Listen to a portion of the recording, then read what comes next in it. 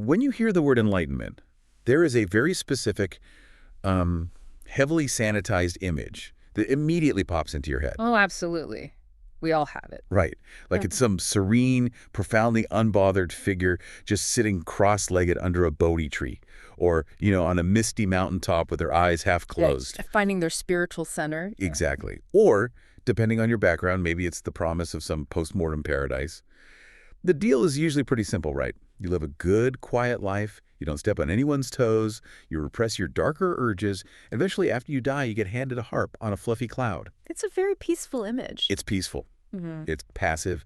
And honestly, it is incredibly tame. It is the commercially viable, domesticated version of spiritual attainment. I mean, we have essentially gelded the concept of salvation over the centuries to make it, palatable for polite society. Yeah.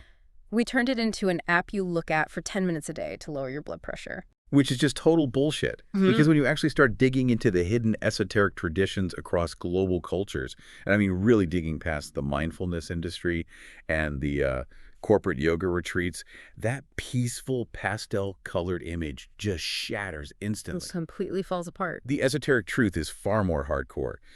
Achieving what these traditions call living liberation, which means anchoring immortal divine consciousness while you are still walking around in a fragile, bleeding physical body, is not some gentle morning dew awakening. It is a violent, radical usurpation of the human condition. Right. It requires tearing your entire identity, like everything you think you are, to absolute shreds. It is the ultimate hostile takeover of the self. And what is truly staggering here is that across completely disparate geographies and eras, the fundamental architecture of this transformation remains remarkably consistent. Which is wild. It really is.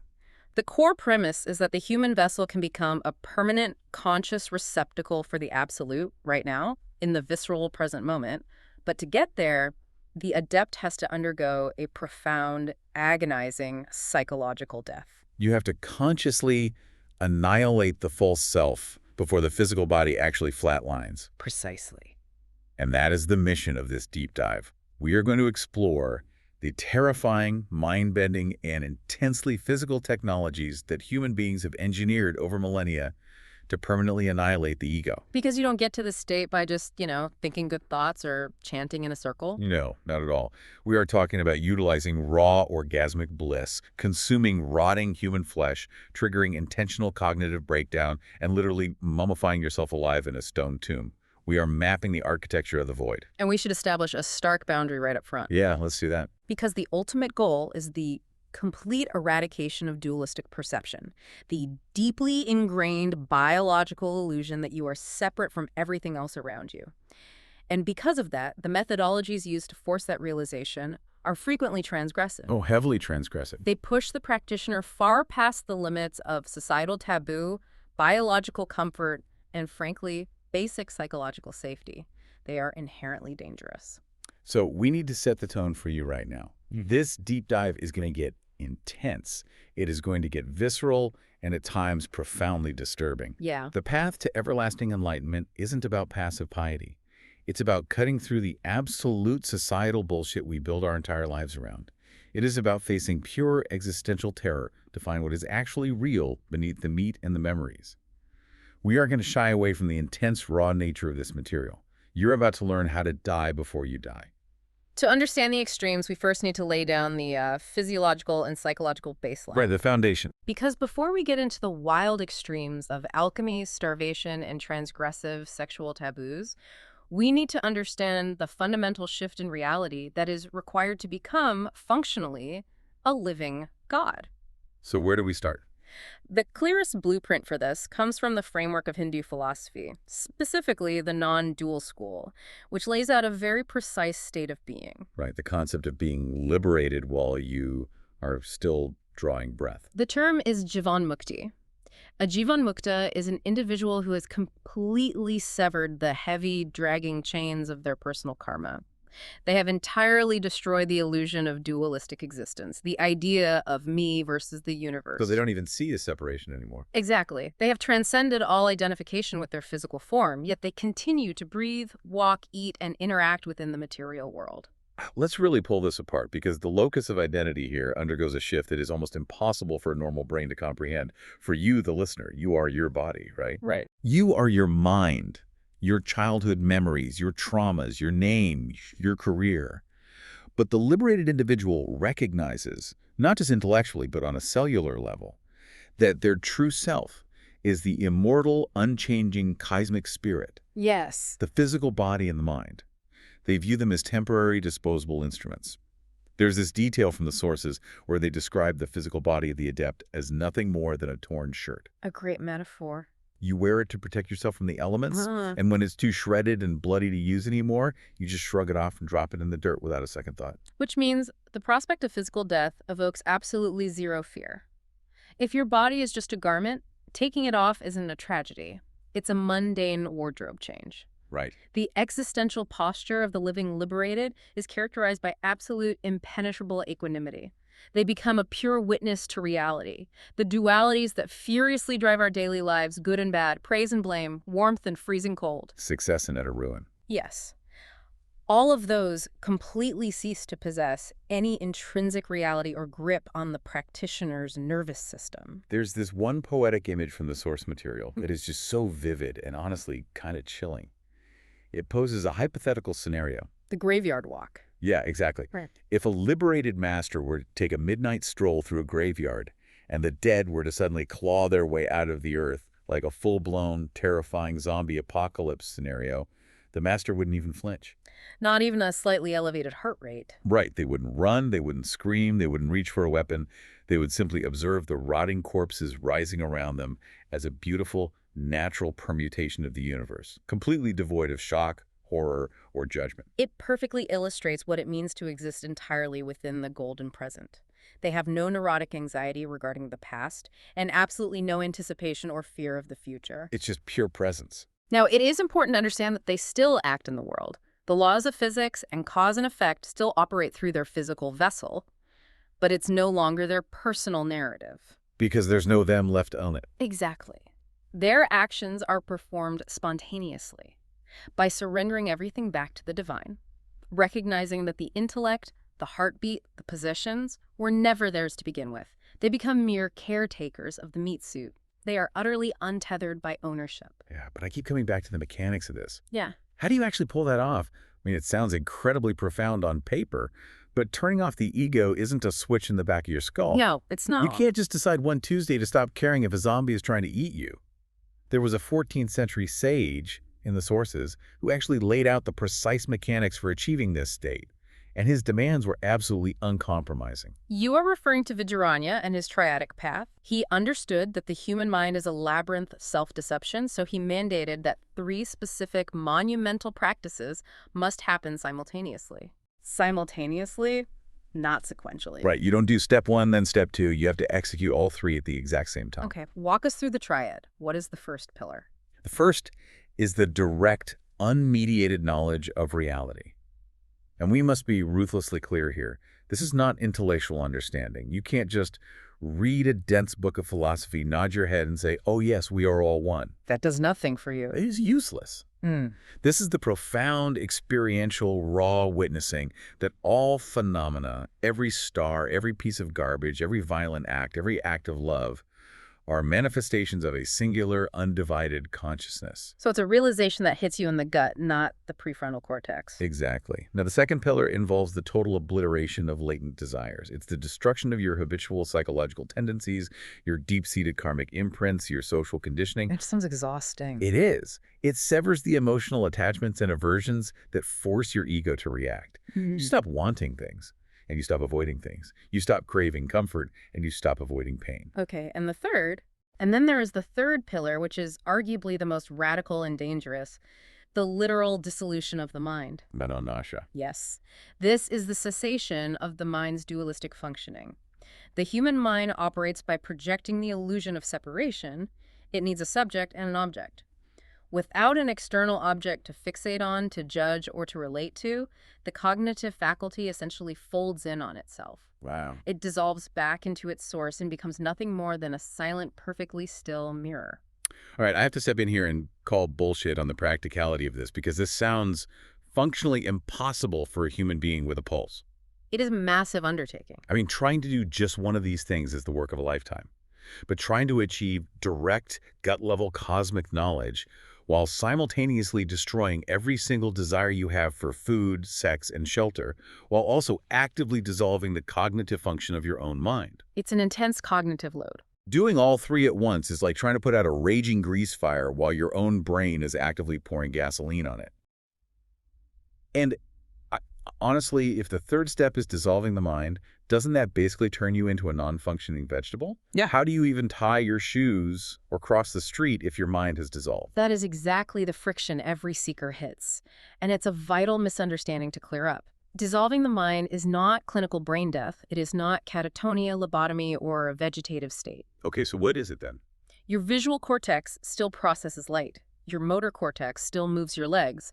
What dies violently and permanently is the ego's endless neurotic narrative. Oh, I see. That exhausting, constant internal monologue that says, I like this person, I hate that noise, this is good for my career, this is a threat to my status.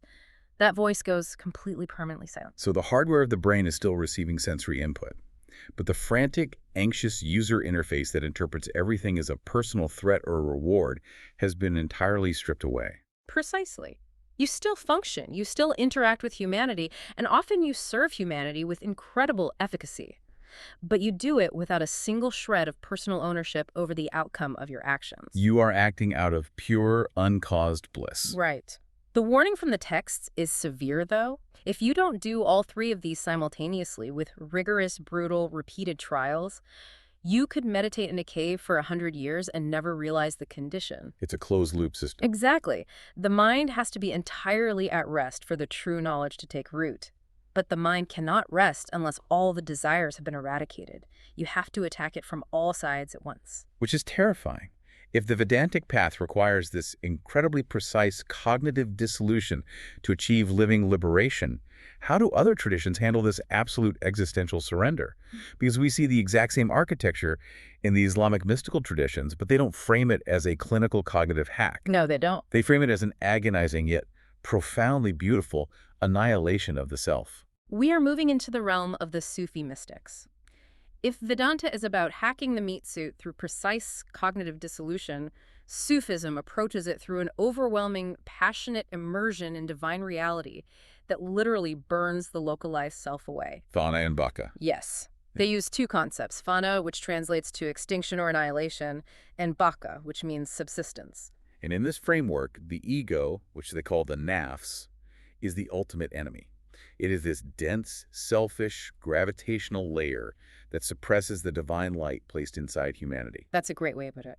The 13th century mystic Rumi had this brutal directive that really stuck with me. He wrote, "Die before you die and rise after you've been annihilated." It's an absolute mandate for psychological suicide. It really is. You have to sacrifice all personal will, every earthly attachment, and view the entire created world with profound detachment. You have to internalize the terrifying truth that there is no separate existence apart from God. But historically, achieving this state of absolute extinction caused massive, often fatal theological friction. You had practitioners known as the intoxicated Sufis. Intoxicated. Yes. These were masters who pushed the boundaries of fana so far, who surrendered so completely to the divine presence that they completely lost any localized sense of human identity. And this gets people killed. Exactly. The most famous example is Mansur al-Hallaj in the 10th century. He achieved such a deep, uncompromising state of self-annihilation that at the peak of his spiritual ecstasy, he wandered the streets and publicly uttered the phrase, "I am the truth." Which to the Orthodox religious establishment in Baghdad at the time was supreme, unforgivable heresy. Oh, absolutely. I mean, you are a human being. You cannot equate yourself with the Creator. It's blasphemy of the highest order. And the establishment reacted with brutal violence. They imprisoned him, tortured him, and eventually executed him in a horrific manner. He was publicly dismembered. But the profound point of the story is that from al-Hallaj's perspective, deep within the state of fana, there was no him left to be speaking, and no him left to feel the pain of the execution. Because the ego was gone. Right. The localized ego of Mansur had been entirely incinerated. It was, in his experience, just the divine reflecting itself back to itself. But you can see why the Orthodox authorities panicked. And even within the mystical circles, the more sober masters realized that getting yourself dismembered in the public square isn't exactly a sustainable model for a spiritual community. Yeah, it's really not. So they drew strict theological boundaries. Mm. They had to explain that fauna is an experiential witnessing of unity. It is an internal state, not a literal physical merging of your flesh with the divine essence. Because fauna, the annihilation is only the prerequisite. It is the doorway, not the destination. Right. If you stay locked in fauna, you are essentially paralyzed by the awe of the infinite. You are spiritually intoxicated to the point of incapacitation. You can't function, you can't teach, and you can't serve the sick. You're just staring into the void. Exactly. The ultimate goal isn't the annihilation itself. The goal is what comes after the fire burns out. The goal is baka. Subsistence. Mm. Eternal life while still in the body. There is a metaphor for the transition from fauna to baka that I think is one of the most beautiful ways to explain this mindfuck of a concept. The drop in the ocean. Yeah, the architecture of the drop in the ocean. So Yeah. imagine a single raindrop falling from the sky. The exact microsecond that drop hits the turbulent surface of the sea, its individual boundaries, everything that made it a distinct, localized drop disappears completely. It's gone. That violent loss of self is fauna. But in that exact same millisecond, the water doesn't cease to exist. It instantly becomes the infinite ocean itself.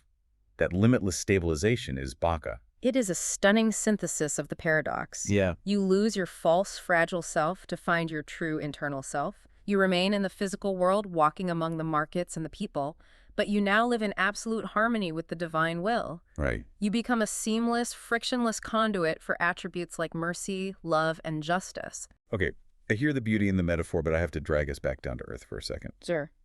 If fauna is psychological suicide and baka is letting the universe pilot your body, I still struggle with the practical reality of living in a grinding modern human society without a self. It's a fair point. Let's be real. Yeah. Radiating divine healing is great, but it doesn't help you fill out a tax return or dispute a credit card charge or just have a normal, non-terrifying conversation at a coffee shop. If you literally believe you are the infinite ocean, how do you not end up institutionalized or starving in an alley? It is a totally valid challenge, and the answer lies in understanding what the ego actually does for us. Letting go of your self-identity is pure, unadulterated terror. It is an internal crucifixion. Yeah. You are mourning the death of your entire worldview. But what the texts and the historical accounts tell us is that the result of this internal death isn't madness, and it isn't incompetence. It is a profound, stabilizing grace. Well, the ego consumes a massive amount of our neurological and psychological bandwidth. It is constantly calculating threats, managing our image, nursing grudges, and projecting anxieties. So it's like having 90 tabs open on a web browser, and they're all playing different loud videos. And baka is closing all of those tabs. When that massive drain on your system is removed, the saints who attained the station were reported to function perfectly in society, often far better and more efficiently than before. Really? Yes. They were no longer bogged down by neurotic self-interest. They could deal with a tax collector or a hostile neighbor with perfect clarity and compassion because there was no fragile ego there to be offended or frightened. They realized they were nothing, which opened the gateway to acting on behalf of everything. That is a fascinating way to frame it.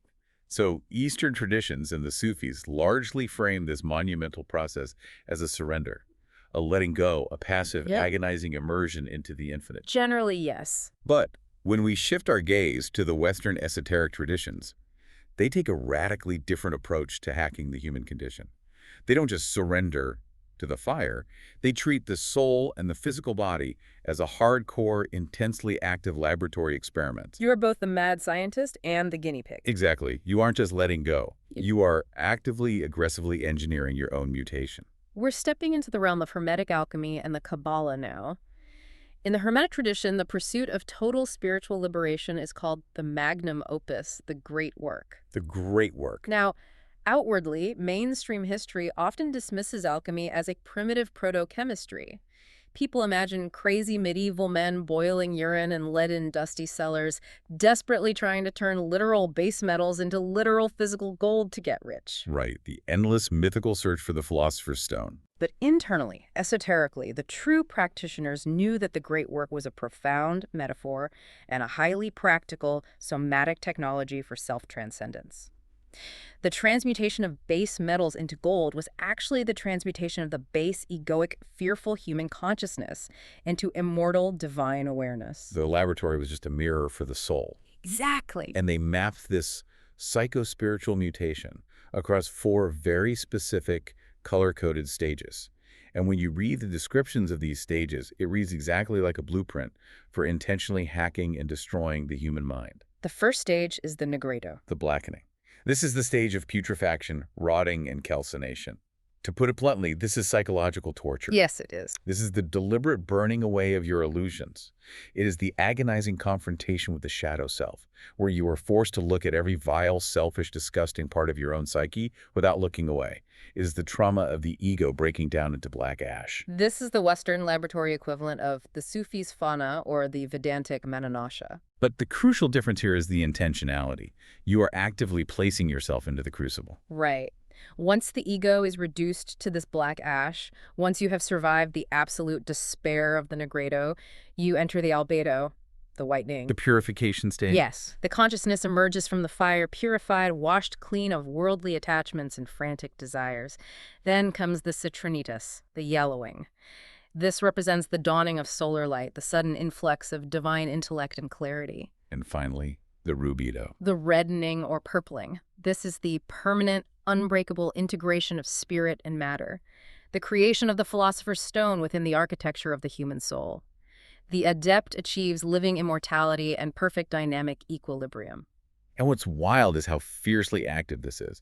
You have 19th and 20th century occultists like Eliphas Levi and Aleister Crowley defining the great work simply as the creation of man by himself. You are consciously choosing to seal yourself in your very own ves hermeticum, your own alchemical vessel. You are intentionally generating immense psychological friction, heat, and stress within your own daily life to force your unconscious mind to boil and integrate. You don't sit around waiting for life to organically humble you through tragedy. You actively apply the blowtorch to melt your own ego down. If we look at how different traditions employ this active pressure, the Kabbalists were doing something structurally identical. But instead of using laboratory metaphors of heat and putrefaction, they used the architecture of language and cognition itself. Which brings us to the 13th century. Yes. A Jewish mystic named Abraham Abulafia developed a highly systematized, dangerous method of cognitive alchemy known as ecstatic Kabbalah. This is the part of the research that absolutely broke my brain. Abulafia theorized that to achieve direct experiential union with the divine intellect, you had to completely unbind the soul from the limits of the physical body. And he realized that the primary chain keeping the soul tethered to the mundane world was rational, linear, semantic thought. It is the way our brains constantly need to categorize and make sense of the world. The fact that we need everything to mean something. Our brains are basically meaning-making machines. Right. So he developed a technology called Serif Hotiot. It was the highly systematic, rigorous science of combining and permuting the Hebrew letters of the divine names. But, and this is vital, he wasn't doing this to find hidden semantic messages or prophecies in the text. No, he was destroying the text. He was using it as a supreme hermeneutic method to break down and atomize sacred texts into pure, non-semantic vibrational frequencies. Okay, let me try to translate this into a modern analogy, because the intensity of what he was doing is hard to grasp. What Abulafia was doing is basically linguistic atom smashing. That's a good way to frame it. He had his students engage in these wildly complex, rapid-fire recitations of random letter combinations. And it wasn't just sitting there speaking, it was highly coordinated. The recitation was combined with highly specific breathing patterns, precise head movements, and rigorous bodily postures. It required absolute physical and mental focus. It is like you are inducing a state of weaponized semantic satiation. You know when you say a word over and over again till it loses all meaning and just sounds like alien noise? Yes, exactly. Imagine doing that with the entire operating structure of your native language while aggressively controlling your oxygen intake.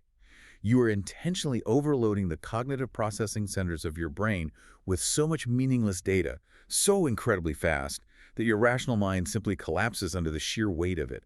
You are forcing the ego to short circuit. It's like launching a deliberate DDoS attack on the human brain. Yes. You're intentionally overloading the RAM of your conscious mind with meaningless data until the operating system crashes and the ego blue screens. Yeah, I love that framing. By forcing the mind to concentrate obsessively on complex, meaningless, non-semantic permutations, Abulafia effectively destroys ordinary discursive thought. Rationality, which relies on a subject understanding an object, completely collapses under the extreme cognitive load. And when it breaks down, When that cognitive structure breaks down, it violently propels the practitioner into a massive trance state. and in that trance state, the adept hallucinated what they called an anthropos, a luminous, physical form of the divine name manifesting directly within their imagination. The boundaries between the self and God were completely obliterated. Direct, ecstatic union. They were brute forcing their way to enlightenment through sheer cognitive overload. So we see the Western esotericists using cognitive overload and cytological pressure to crash the mind. But if we shift our focus to the East again, the ancient Chinese Taoists took a highly physical, profoundly visceral route. They didn't just target the mind. No, they treated the internal organs, the meridians, and the bodily fluids as literal physical fuel to be boiled down and transmuted. Right. If the Kabbalists were hacking the mind's software through language, the Taoists were physically rewiring the biological hardware. We're talking about the practice of Neiden, which translates to internal alchemy. And we have to distinguish this from Weiden, or external alchemy. Yeah, let's make that distinction clear. Weiden was the practice where emperors and early alchemists were ingesting toxic heavy metals, eating mercury in cinnabar, desperately trying to live forever, which ironically usually just resulted in them dying in agonizing pain. A pretty massive backfire. Naden flipped the script. It says, no, the physical human body itself is the sacred laboratory. Your abdomen is the literal alchemical cauldron. And their entire highly guarded system relies on a fascinating cosmological premise. You must retrace the creation of the universe backwards within the confines of the human body. They focus on transmuting what they call the three treasures. First, there is Jing, which is your physical generative essence. It is the dense, condensed material root of life, which they often liken to ice. Okay, Jing is ice. Then there is Qi, which is your vital energy, the dynamic, flowing life force that animates the nervous system and the blood, likened to liquid water. Finally, there is Shen, the spirit, the subtle, radiant light of awareness and pure consciousness, which is likened to vapor or mist. Ice, water, vapor. You're basically tasked with sublimating your own gross biology into pure energy. And the mechanics of how they actually execute this are incredibly intense. They use the elemental symbols of Kan, which represents water, and Lai, which represents fire. But they aren't using literal flames or buckets of water. No, the adept uses their lower dantian, which is a major energy center located deep in the lower abdomen, as the internal cauldron. They generate the invisible psychic fire of directed, fiercely focused intention, which is Li. And they use that mental fire to literally boil their physical essence, their Jing. And we must emphasize a critical, often difficult aspect of this practice. That physical essence, that Jing, has to be fiercely, obsessively conserved. Bien. This requires extreme sexual hygiene, and in the higher stages, absolute celibacy. Any loss of vital fluid, specifically through ejaculation or menstruation, is viewed as a catastrophic loss of alchemical fuel.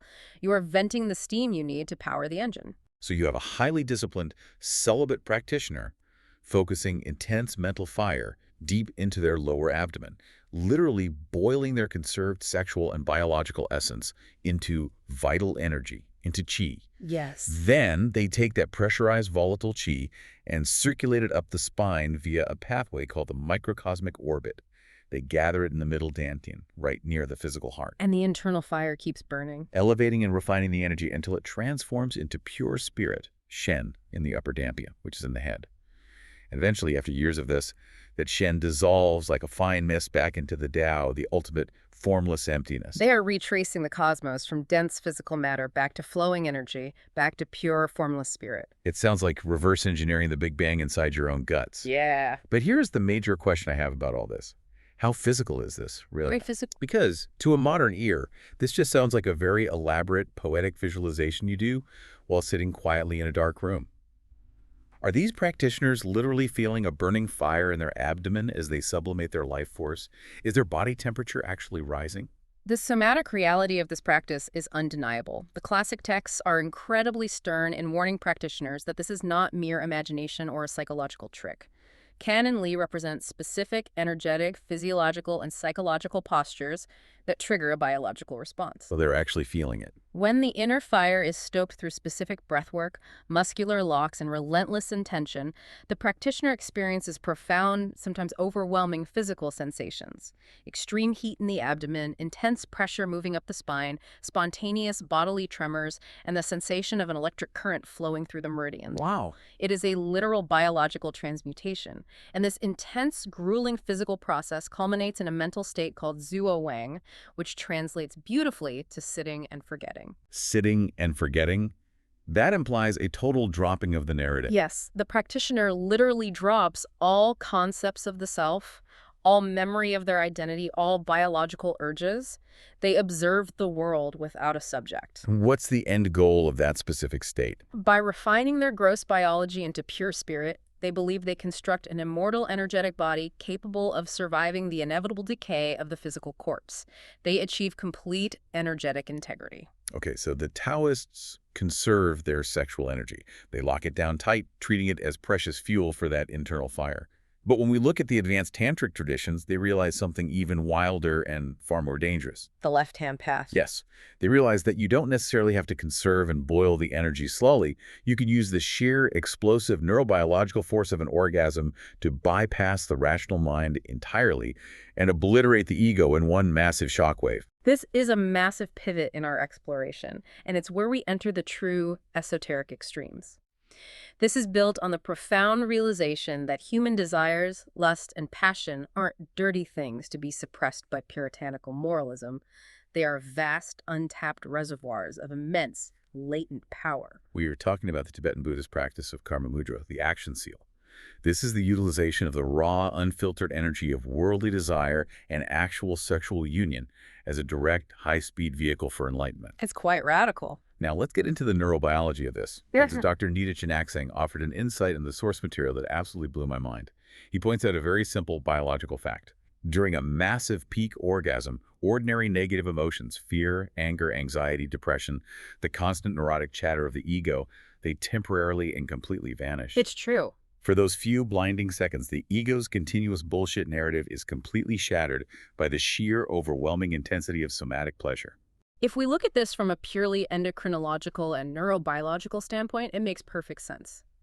During climax, the brain is flooded with a tidal wave of dopamine, oxytocin, and endorphins, while simultaneously the amygdala, the brain's fear and anxiety center, essentially powers down. It just shuts off. The rational, dualistic mind simply cannot maintain its tight, anxious grip on reality during the peak of that physiological overload. The software crashes. Karma Mudra aims to capture that fleeting, powerful current of absolute bliss, expand it exponentially through yogic techniques, and use it as a battering ram to smash through the ego's final defenses. But we have to be incredibly clear here because it is so easy for this to be misunderstood or abused. This is highly restricted, highest yoga tantra. This is not just having regular, messy, sweaty sex, lighting a candle and calling it a spiritual experience. Absolutely not. The mechanics of this are rigorously complex and physically dangerous.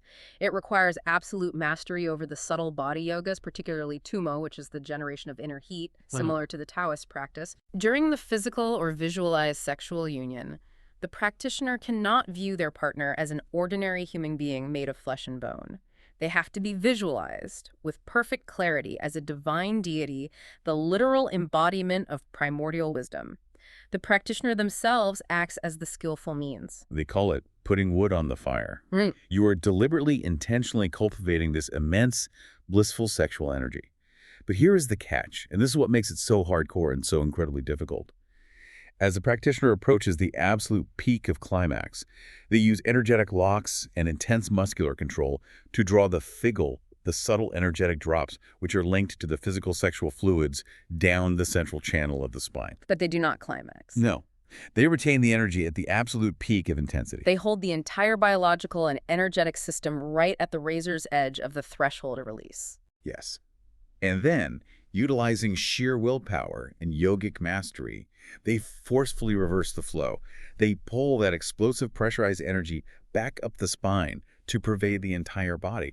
Now think about the danger here. It's like trying to ride a nuclear shockwave without getting vaporized. That's a fantastic analogy. Because if you lose focus for a single millisecond, if your visualization slips, Or if you let your fragile ego attach to the raw physical pleasure and you just climax normally, you haven't achieved mahasukha, which is the state of great bliss. You've just had sex. You've lost the alchemical fuel, and worse, you've reinforced the very egoic desire you were trying to destroy. Exactly. And that immense pervasive bliss, if successfully reversed and contained, must then be, as the esoteric texts say, sealed with emptiness. Sealed with emptiness. The practitioner has to meditatively realize, in the midst of this overwhelming physical explosion, that both the blazing bliss and the mind experiencing it are completely devoid of inherent solid existence. It is all a display of the void. When you seal that explosive biological power with the stark realization of emptiness, the radiant light of transcendent bliss penetrates the universe. It obliterates mental obscurations instantly. It is a somatic technology explicitly designed to catapult you to living liberation in a single lifetime, bypassing decades of ascetic meditation. It's weaponized pleasure. And what's crazy is that we see echoes of this harnessing of sexual energy in the West, too. I'm thinking of the lost, heavily persecuted early Christian sacrament of the Valentinian Gnostics. Ah, the ritual of the bridal chamber? Yes. They believed the original trauma of humanity, the root of all our suffering, was the separation of the primordial sexes Adam and Eve. And to heal that cosmic fragmentation, they utilized a supreme sacrament of sacred union. The Gnostic bridal chamber was designed to unite the fragmented earthly individual with their divine counterpart, their bridegroom angel.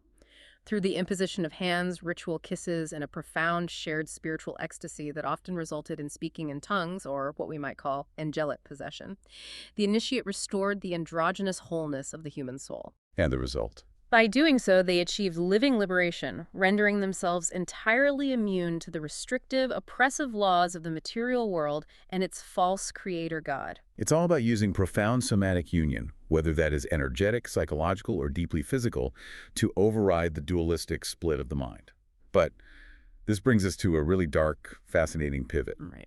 If karma mudra overrides the ego through overwhelming, mind-shattering pleasure, what happens when you attempt to destroy the ego through absolute, stomach-churning disgust? We arrive at the absolute extremes of the Hindu Vamachara, which translates to the left-hand path, and specifically, we must look at the Aghori ascetics of India. This is where things get really visceral. If the ultimate goal is to overcome the deeply ingrained societal dualities of pure and impure, holy and profane, acceptable and taboo, the Aghori achieve this through absolute, uncompromising psychological leveling. And they execute this through the literal practice of the Panchamakara, also known as the 5 M's, during their secretive ritual feasts. Now, to give some context, right-hand path practitioners use these 5 M's metaphorically. For a mainstream yogi, the M for meat might mean swallowing the tongue in a specific advanced yoga pose. The M for intoxication means the divine nectar dripping from the brain in deep meditation. It's all very clean and symbolic. But the Vamamachara practitioners, the Aghori, despise the safety of metaphor. They perform these rituals literally. Literally. The 5 M's represent substances and actions that are deeply, profoundly taboo and polluting in orthodox Vedic Hinduism. During their rituals, they consume literal, intoxicating alcohol from skulls. They engage in literal, taboo sexual intercourse. They eat literal meat. And historically, and this is where we have to issue a serious warning for the faint of heart, we aren't just talking about sneaking a chicken dinner in a vegetarian culture. We are talking about human flesh scavenged from active burning cremation grounds. Yes. The Aghori perform their rituals deep within charnel grounds, often in the dead of night. They smear their naked bodies with the still warm ash of cremated humans. They surround themselves entirely with the visceral reality of death, decay, and putrefaction. This is the most extreme, hardcore exposure therapy imaginable. It is a deliberate, highly calculated psychological mindfuck. Think about this for a second. The human ego is almost entirely constructed out of cultural aversions and attachments. We like clean things, we avoid dirty things. Exactly. We like life, we fear death. Think about the thing that disgusts you the most right now.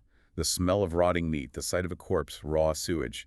By actively eating ritually impure substances, by living among rotting, burning corpses, the Aghori purposefully and violently triggers the mind's deepest, most primal revulsions. And that biological trigger of absolute disgust is the mechanism of their liberation, because they don't just endure the disgust, they meditate straight through it. They maintain absolute, unwavering divine consciousness and pure devotion while actively engaging in the most culturally defiling acts imaginable. Think about what that does to a human brain. Think about the rewiring that has to occur. If you can sit naked in a freezing cremation ground, eat rotting human flesh from a shattered skull, and feel the exact same profound reverence, absolute peace, and divine love as you would sitting quietly in a pristine gold leaf temple, your ego's entire operating system has been permanently deleted. You have proven to yourself, not as a philosophy, but as a burning experiential reality, that all phenomena are fundamentally equal manifestations of the divine. It's all the same. The rotting corpse and the beautiful temple are the exact same thing in the eyes of the Absolute.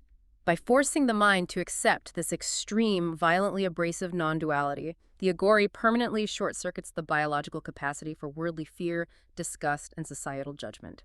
They render themselves entirely immune to the very things that keep the rest of humanity trapped in a cycle of anxiety and avoidance.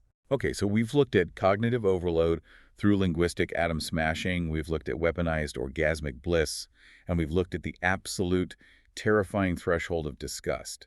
But for those who don't want to consume corpses, esoteric traditions have engineered other uncompromising, brutal technologies to force the human organism past the threshold.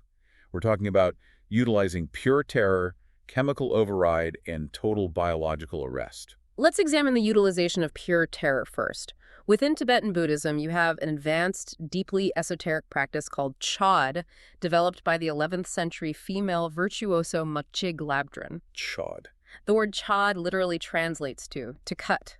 It is a practice explicitly designed to actively provoke and then violently sever the terror of death and the grasping nature of the ego. And again, this isn't peaceful meditation. The texts don't say sit quietly in a warm room. Practitioners are instructed to go to the most terrifying, desolate, haunted charnel grounds they can find, completely alone in the middle of the night. They actively try to incite visceral, heart-pounding fear. And then, once they are terrified, they engage in a highly detailed, simulated self-dismemberment. It is a multimodal sensory visualization of shocking intensity. The practitioner uses a specific handheld drum and a ritual trumpet made from a human thigh bone. A human thigh bone trumpet. Yes, they visualize their consciousness forcibly leaving their physical body. And then they visualize a wrathful deity decapitating their own physical form, chopping their body into bloody, bite-sized fragments, and offering it as a massive, boiling feast to demons, hungry ghosts, and karmic creditors. The psychological terror of this is amplified by the sonic iconography, which is just brilliant and horrifying. Well, Machig Labdrön composed specific, haunting melodies for this ritual. One of them is a rising, repetitive two-note sequence that perfectly mimics the exact sound of giant vultures flapping their heavy wings as they descend on a fresh corpse during a Tibetan sky burial. it's designed to trigger a primal reaction. So picture this. You are sitting alone in a pitch-black graveyard, blowing a bone trumpet, vividly visualizing demons tearing your flesh apart, while chanting a melody that sounds exactly like scavengers coming to eat you alive. The psychological mechanism here is total absolute surrender through exhaustion of fear.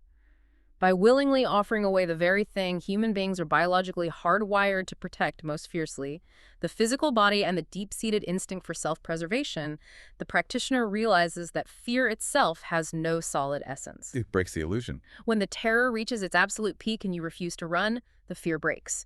The demons tearing at them are revealed to be mere projections of their own neurotic mind.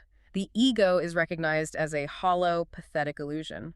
They experience a simulated death so hyper-realistic and so terrifying that the fear of actual physical death completely evaporates. But what if you don't have decades to master that level of visualization? What if you need to force the ego's collapse right now, tonight? This brings us to pharmacological catalysts, entheogens. History is full of this. Indeed it is. The Greek Eleusinian mysteries used a secretive brew called the kykeon, which modern chemical analysis heavily suggests contained water-soluble ergot alkaloids, basically an ancient, naturally occurring form of LSD. And today, we see the modern use of Ibogaine, a potent psychoactive alkaloid derived from an African shrub. My question is, are these essentially a biological cheat code, a neurochemical sledgehammer that does the work of years of meditation in a few hours?